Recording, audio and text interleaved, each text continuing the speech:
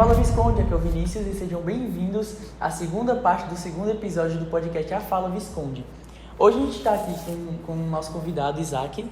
Oi, meu nome é Isaac, eu sou do primeiro ano E e tenho diabetes tipo 1. Então agora, na segunda parte, a gente vai passar para o questionamento com o Isaac.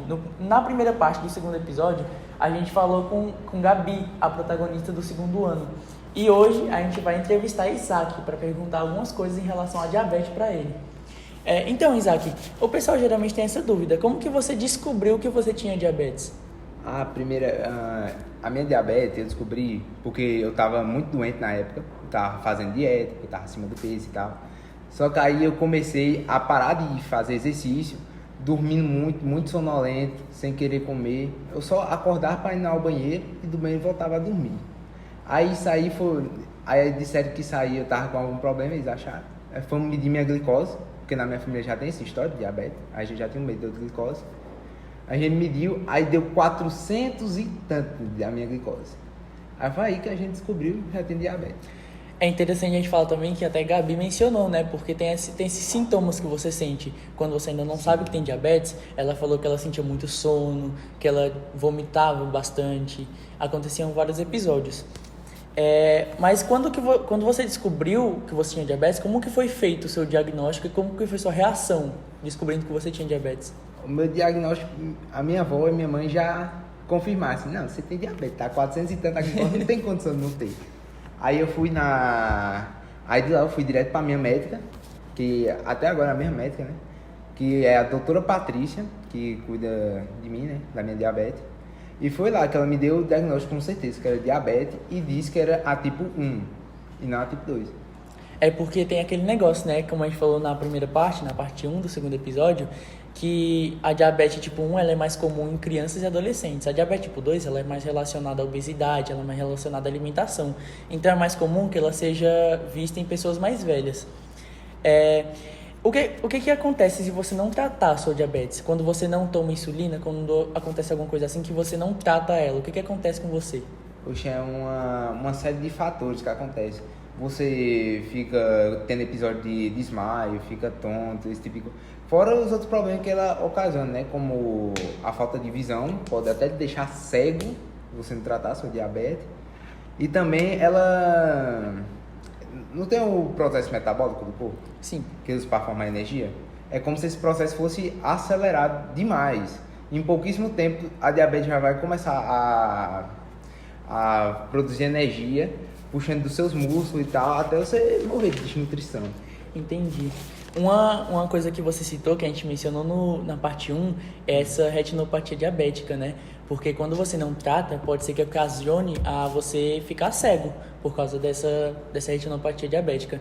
Eu não vou falar muito sobre ela aqui, porque na parte 1 a gente já falou um pouco sobre ela. Mas enfim, que dificuldades que você sente no seu dia a dia por causa da diabetes? O que você sente que te prejudica no seu dia a dia por causa dessa doença? Muita coisa, principalmente as limitações na causa da alimentação.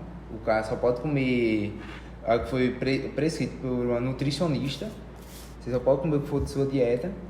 E também tem a questão de foco. Isso geralmente a pessoa não fala disso. Mas quando sua glicose está alterada, você sente muita dificuldade em focar nas coisas. Aí afeta a ansiedade também. Afeta bastante a questão psicológica quando sua glicose está alta. Entendi. Isso foi uma coisa que Gabi não mencionou, é importante a gente falar sobre isso, porque também afeta, né? O seu psicológico também é afetado por causa disso. Como que é conviver com a diabetes aqui na escola? Quais problemas que você tem em questão de alimentação, se você tem que trazer comida de casa? O que acontece aqui na escola que você sente que te prejudica? E o que a gente poderia fazer para melhorar isso para você? Tem essa questão, né, da alimentação que não tem de dieta, né, em nenhuma escola para quem tem diabetes. Inclusive para outras doenças também não tem dieta. E também tem a questão da insulina. Não, mas aqui na Herençal a gente já tem tipo uma geladeirazinha para poder guardar a insulina e tal. Mas isso não é todo lugar que tem. Exatamente, é importante falar sobre isso, porque nem toda escola tem o armazenamento necessário para você poder guardar sua insulina. E também tem a questão da alimentação, porque hoje em dia a diabetes ela é considerada uma epidemia mundial. Então, é normal que a gente tenha essa batalha, né, pelas escolas para a gente poder ter uma alimentação para quem é diabético. Porque quem é diabético também é gente, também é pessoa, também tem que se alimentar. Então a pessoa às vezes acaba não podendo se alimentar na escola por causa que não pode comer tal comida. Então às vezes acaba tendo que trazer comida de casa, às vezes tem que geralmente trazer só alimento de casa, né? Então, a gente está estudando agora as biomoléculas. O DNA, por exemplo, ele carrega os nossos genes, as proteínas, os carboidratos, os lipídios. E principalmente nesse caso, as proteínas, carboidratos e lipídios, eles estão muito associados à nossa alimentação. Então, a gente queria saber como que seria a sua dieta. Se você precisa de um acompanhamento nutricional, como que o consumo, o seu consumo ele é regrado, como que acontece a sua dieta, se você tem uma... A minha dieta ela é uma dieta calculada, principalmente porque desde que eu entrei na academia é necessário, né, quando tem que bater quantidade de micros e macros, nutrientes, e é sempre importante ter o acompanhamento de uma nutricionista especializada nisso. Entendi. Que é muito difícil montar uma dieta, e ainda tem a questão de que você gosta de comer o que você não gosta, ela vai tentar lhe auxiliar, passar receita, esse tipo de coisa. Vai ficar mais fácil. Em relação ao governo, ele oferece alguns materiais que são necessários para você cuidar da sua diabetes ou você tem que pagar por fora? Olha, é porque vai depender Você depende muito de sua médica, no caso. Porque o governo ele só entrega as coisas para você se você falar com sua médica, quando ela vai levar os documentos para o governo, para depois você poder tirar a insulina. Mas nem sempre tem os materiais que você precisa, como a insulina certa, os aparelhos de medir glicose. Eles não entregam esse tipo de coisa. Eu não sei porque não tem verba para esse tipo de coisa. O importante a gente citar é isso, a falta da verba, né? Às vezes eles sempre usam essa desculpa que não tem verba, mas a questão é uma questão de saúde, é uma questão muito importante que a gente tem que tocar nesse assunto. Às vezes, como o Gabi falou na parte 1, essa questão da verba, quando você não é legalizado que tem diabetes, quando você não tem essa verificação nos hospitais ou no sistema de saúde, eles acabam não podendo entregar para você os materiais que você precisa. Teve até a questão que a Gabi falou, na parte 1, que ela tinha que trocar materiais com a colega dela, porque às vezes faltava para uma e a outra tinha, e faltava para outra e a outra tinha. Então, às vezes elas faziam essa troca pela falta de materiais que elas recebiam. Então é muito importante a gente tocar nesse ponto, né?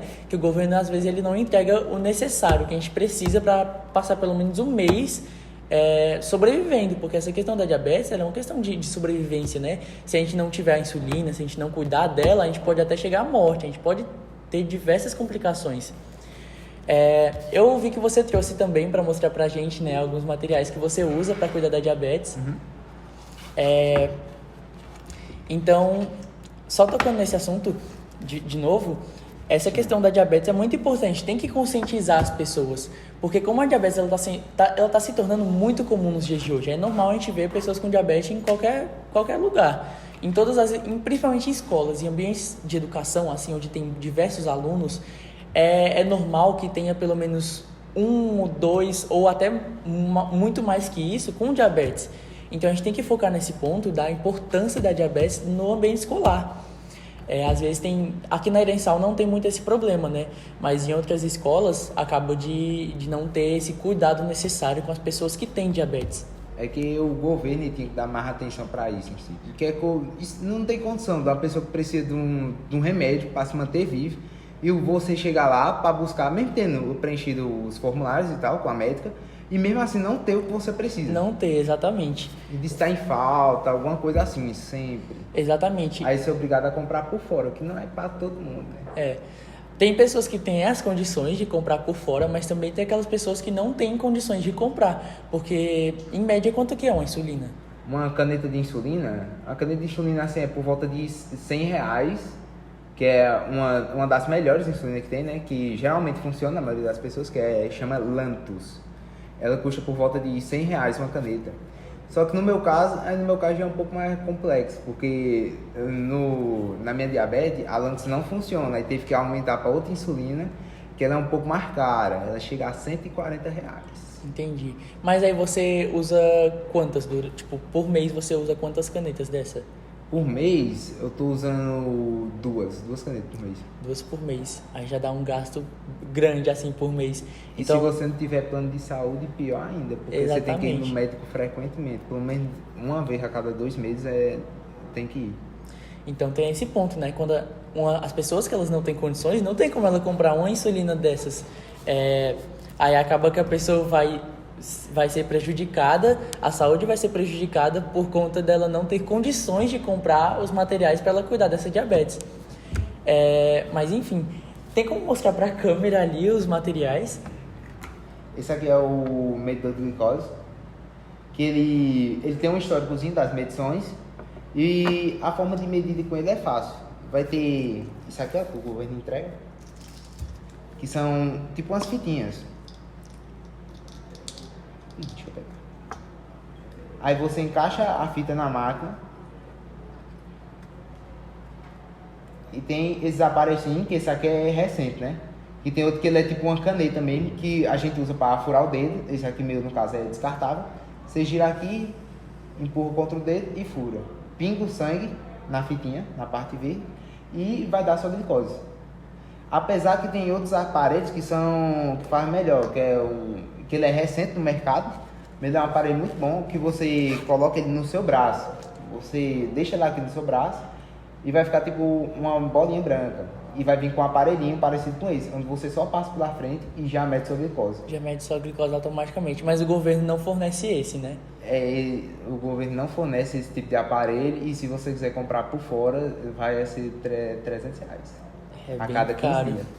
Mas é uma coisa que facilita muito, né? Porque para você ter que se furar para poder colocar a gota de sangue no aparelho para poder medir sua insulina, é bem mais complicado. Com esse aparelho, que ele já fica grudado na sua pele, você só passa uma máquina por cima e já mede automaticamente a sua glicose, Tem né? outro aparelho também, que é o melhor do mercado, que ele também mede a glicose, que ele também fica no braço, mas esse aí, no caso, ele dura um mês inteiro. Mas o problema é o preço dele, é R$700 para você manter ele. R$700 por mês, né? É um gasto muito, muito alto. E também tem como você parar de tomar insulina comprando um equipamentozinho, que ele faz basicamente a mesma função do seu pâncreas, como se fosse um pâncreas artificial, onde você só tem que trocar uma espécie de adesivo todo mês. Mas esse aí é um custo simplesmente absurdo, que o equipamento custa 30 mil e para você manter ele todo mês é 3 mil, que é o preço dos adesivozinhos. Mas o que é que ele faz? Ele basicamente você volta a viver de maneira normal. Como se você não tivesse a diabetes, né? Porque ele regula a insulina sozinho. Exatamente. Esse ponto das pessoas, né, que não têm condições é muito importante falar, porque esse aparelho, como ele mesmo sendo mais simples, ele é muito necessário, tanto para você quanto para as outras pessoas que têm diabetes. E assim, imagina a pessoa que ela tem diabetes, não é legalizada, né, realmente, tipo, não é verificada que tem diabetes e precisa desse aparelho, mas ela não consegue ter por falta de condições. Então, como a diabetes ela está sendo uma doença que está sendo muito notada no mundo hoje em dia, ela está sendo considerada uma epidemia mundial. Então, é uma coisa que a gente precisa fazer essa conscientização. A gente tem que entregar esses episódios, conscientizar as pessoas de que a diabetes hoje ela está sendo uma doença que está sendo muito notada, ela está sendo muito vista pela sociedade. Ela precisa ser vista pela sociedade porque tem muitas pessoas que têm diabetes hoje em dia. Mas, então é isso. O episódio vai acabando por aqui. Eu quero convidar vocês agora para assistir o terceiro episódio, que vai sair, se eu não me engano, na sexta-feira da semana que vem. E é isso. Vejo vocês lá.